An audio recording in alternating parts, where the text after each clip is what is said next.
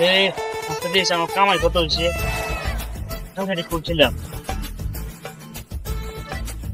ভালো মানটা কামাই গেছিস তো আমার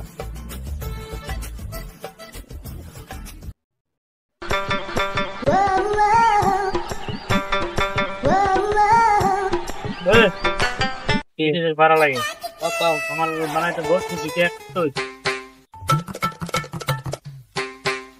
দশ টাকা না 50 টাকা 10 টিয়া দিয়ে পার হইতাছে না 50 টাকা দিলাম আগে আর ধরতে আমার ধরতে হবে না 10 টিয়া দিয়ে আমার না ধরতে হবে না ধরতে হবে না না না